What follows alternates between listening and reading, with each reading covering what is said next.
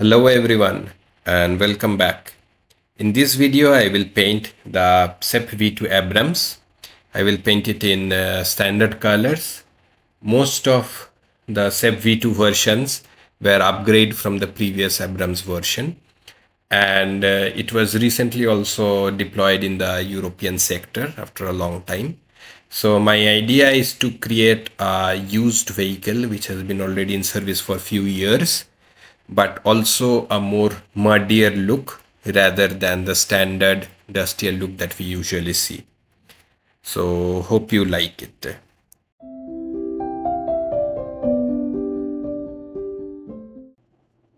I start off by priming the entire model. For this I use Vallejo primers. I am using the dark gray, Panzer gray Vallejo primers. I did try painting with a lighter shade, but I later repainted it with the darker shade because it will be useful for the effects that I'm going to try on in the next part. After the priming process, I repaint some highlights with a light gray color. This is mainly to give some highlights. I leave the grooves darker as it was with the primer itself.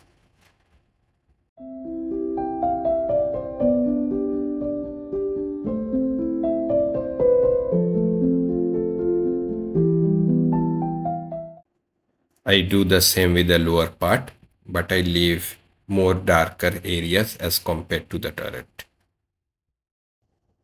For further highlights, I use plain white to highlight the most bright areas, especially the center of the panels or the top part. And in this you can see the high contrast black and white image that we get after this process.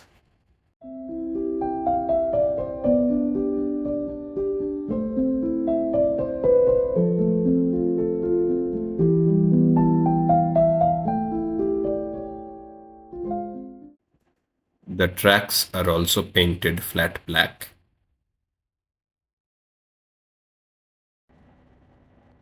Next, I paint the entire model with a bit of white and desert yellow from M1A2. It's a very diluted mixture so as not to cover the effects that we had previously done. I also paint some parts with netto green so as to give a variety and also to give an idea that some parts have been replaced from other spare parts or other tanks, etc. I also decide to put in some additional luggages. For this I make a small block with some modeling clay and I try to fit it to check the proper size and then allow it to dry, and later we will put it in.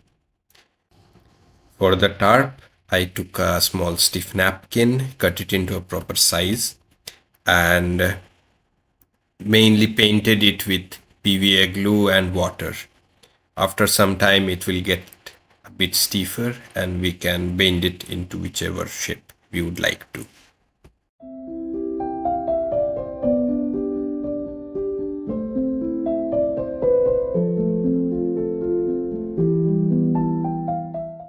For the belts, I use small strips of PE parts and wrapped it around.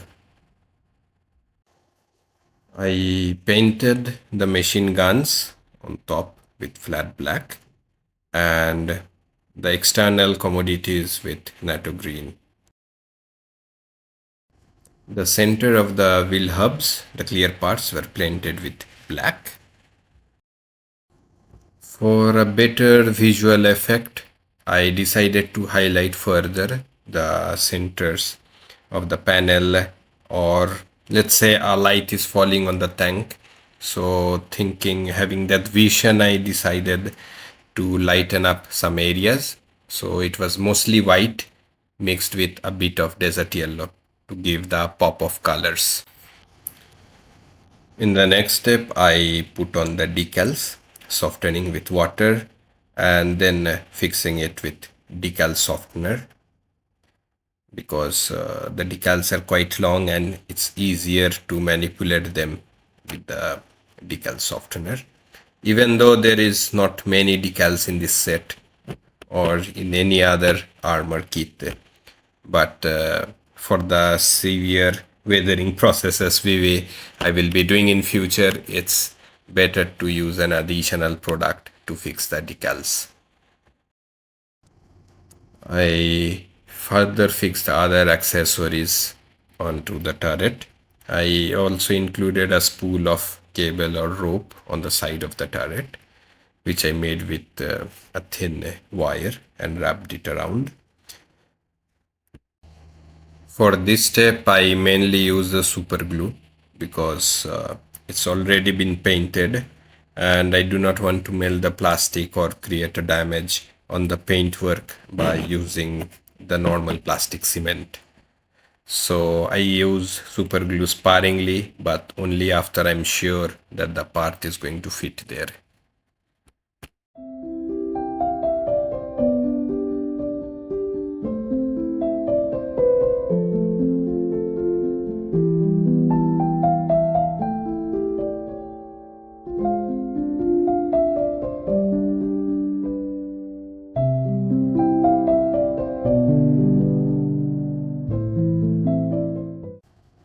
I then create more highlights with a small brush, especially on the bolts and other extruding components or hatches, etc.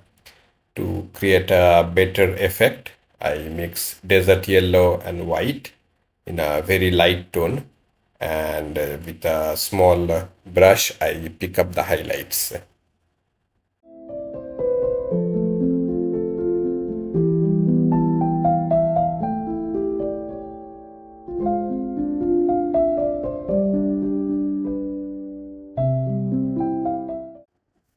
I did the same for the turret, but probably a bit more of highlights, because I think there will be more light on the turret rather than on the lower part of the tank.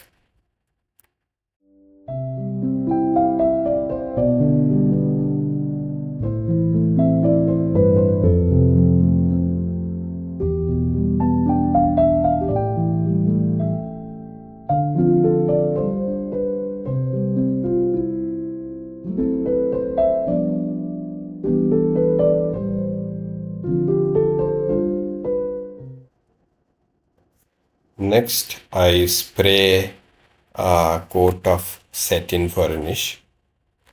This will allow us to work with the enamels later without damaging the paint job that we have done before.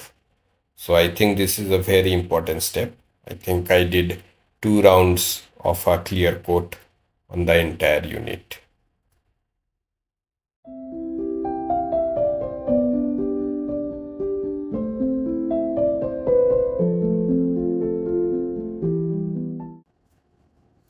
After this, I put a filter, a very diluted filter made with enamel thinner and a little bit of oil paint to combine the colors of all the parts of the tank, the turret, the hull, the side skirts, etc.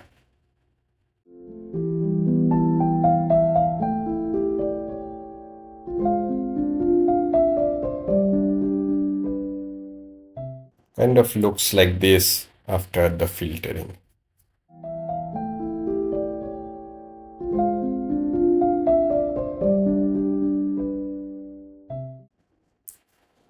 Then I start doing a wash with the AK Interactive US Modern Vehicle Wash, especially in the grooves and deep areas. And this wash flows quite efficiently.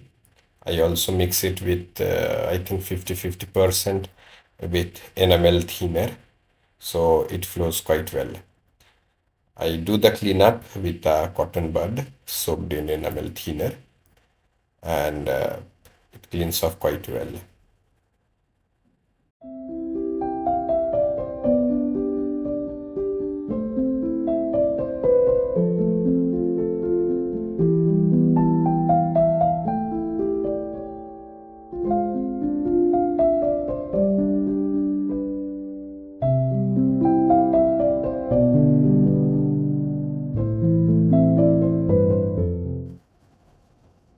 chipping as the first step, I make a very light color paint with the desert yellow and white, which is a lighter version as compared to the paint we have already put in. And then with a small piece of sponge, I touch several areas so that it gives the effect of a worn out paint. And after this process, I use dark gray or steel color to paint between these chips so as to create a more deeper, let's say, three-dimensional effect. It is very easy to overdo this effect, and since it's a modern tank, I decided to keep this step at minimal.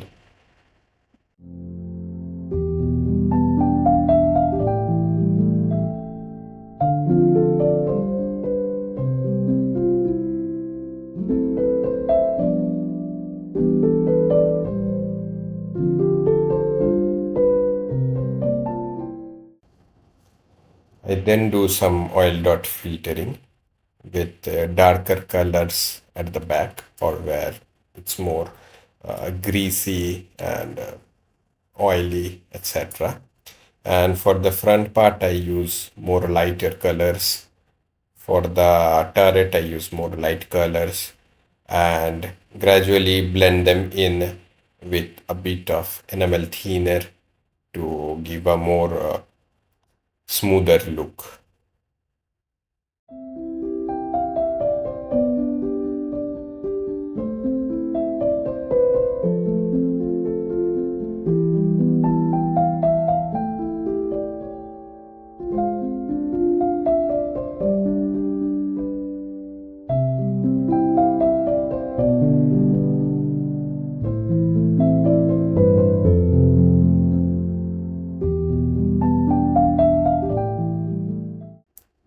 It is always good to have a very light base coat because after all this weathering processes, the entire model is going to get more darker.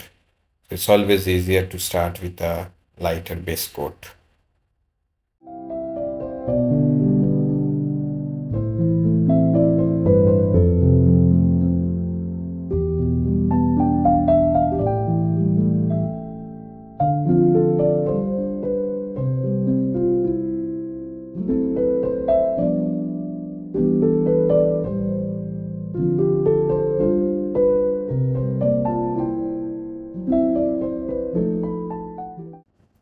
The same process is repeated for the turret, except in this I use more lighter colors, mainly Naples yellow or white, because I imagine that the light or the sun is on top of the tank. So the top part will be much lighter and the shadows will mainly be on the hull.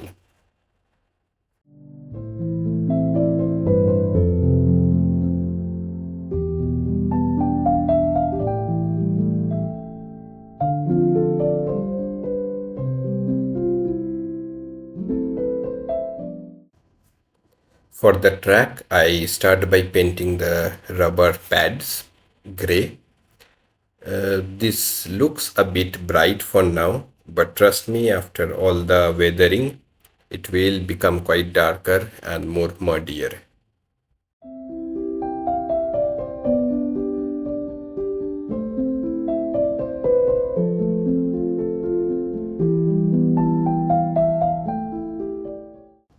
I do the same for the rubber part of the wheels. I then apply a wash, aka interactive track wash for the tracks. I mainly apply it in the center of the track or on the sides, not exactly on the rubber pads. For the wash which is already accumulated on the rubber pads, I wipe it off with a paper, a napkin wrapped in enamel thinner or with a brush.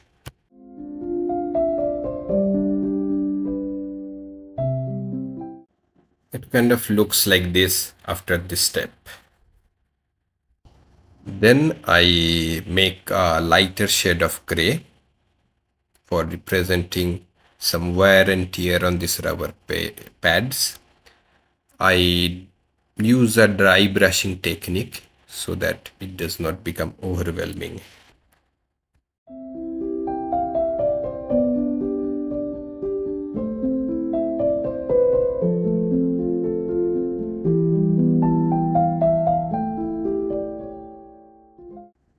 I make a light filter with oil paints and paint it on the tracks to give it a more muddier and used look. After this has dried off, I make a thin solution with some airbrush thinner and Vallejo light sienna pigments, and I apply it on the tracks. Later, I remove most of the pigments on the track pads with help of a damp cloth.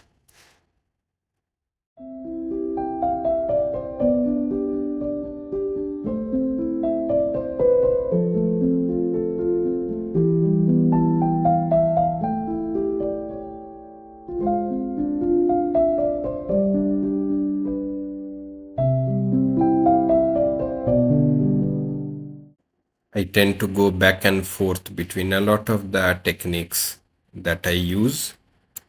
So here again, I reapply the track wash from AK.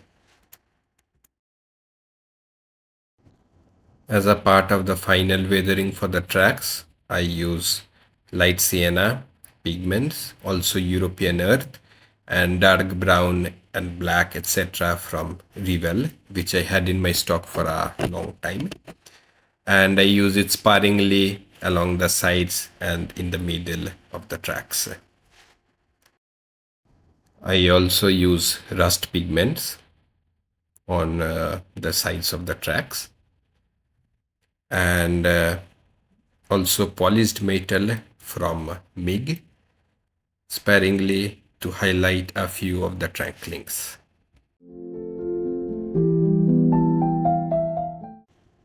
I use a graphite pencil to give a shiny metallic effect to the tip of the horns of the track.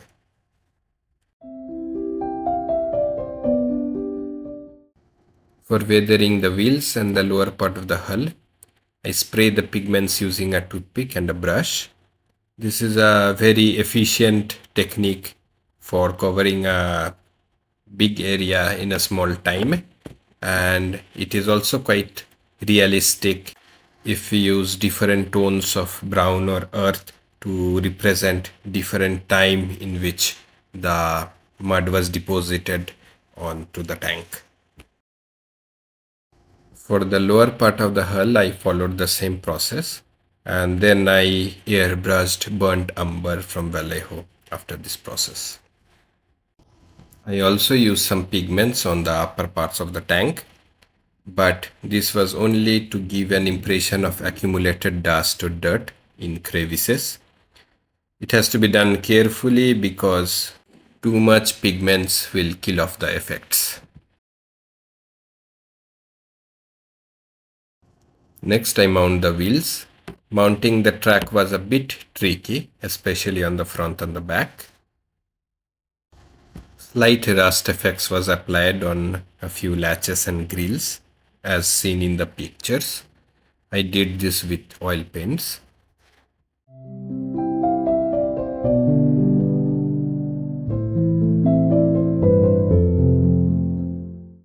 After fixing the side skirt, I sprayed more mud effects with pigments on the sides so as to unify them, and also around the rear part of the tank.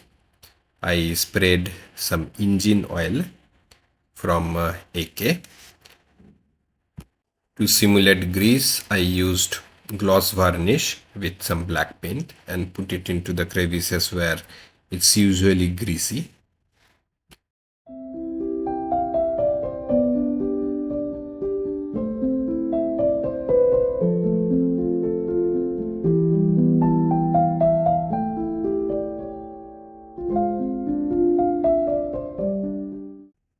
I again apply the engine oil product near the fuel tank.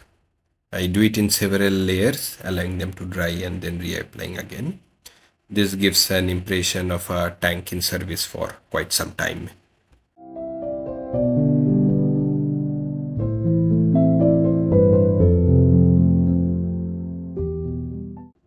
For the clear parts, I stick holographic nail foil with some PVA glue.